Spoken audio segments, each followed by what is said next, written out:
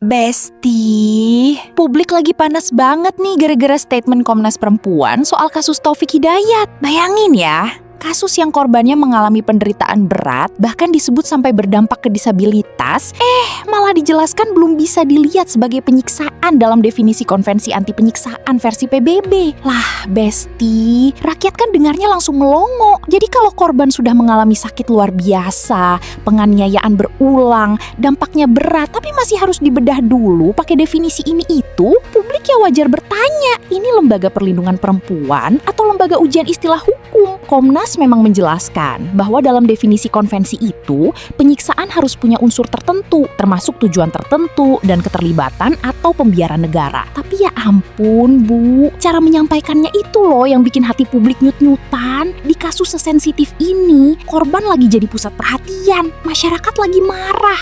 Yang keluar malah kalimat yang terdengar seperti mengecilkan penderitaan korban. Padahal mereka sendiri mengakui ada tindakan yang menimbulkan severe pain, dampaknya luar biasa, bahkan disebut penganiayaan berat yang terencana dan terjadi terus-menerus. Nah, kalau sudah segitunya, publik jadi bertanya dong, kalau ini belum cukup berat, memang standar empatinya harus sampai mana dulu? Pablo Benua selaku pakar hukum pun akhirnya memberikan komentarnya terkait statement yang dilontarkan oleh Komnas Perempuan melalui akun YouTube Unlock Media. Bagaimana jalan ceritanya seseorang yang sudah jelas-jelas dilakukan penyiksaan demikian, dia punya rasa keberanian, lalu secara lantang bisa berbicara di ruang publik lalu mengatakan ini bukanlah penyiksaan. Sekalipun kita tahu, kita bukan orang bodoh.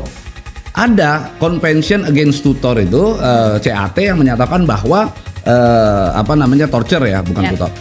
Torture itu adalah, atau penyiksaan itu adalah suatu tindakan, bentuknya adalah penganiayaan berat, merampasan kebebasan yang memang cenderungnya dilakukan oleh pejabat, ya kan nggak begitu kan? Melibatkan otoritas dan pejabat negara, betul. Dia mengambil sepotong hal itu untuk mematahkan bahwa seakan-akan penyiksaan ini tidak terjadi. Jadi kalau kata si orang Komnas Perempuan ini lalu seakan-akan membantah secara sepihak bahwa penyiksaan itu harus melibatkan unsur negara, dan kalau ini bukanlah penyiksaan, ya mohon maaf, saya ingin katakan Anda perlu belajar lagi, dan Presiden Prabowo harusnya copot tuh orang-orang Komnas Perempuan itu.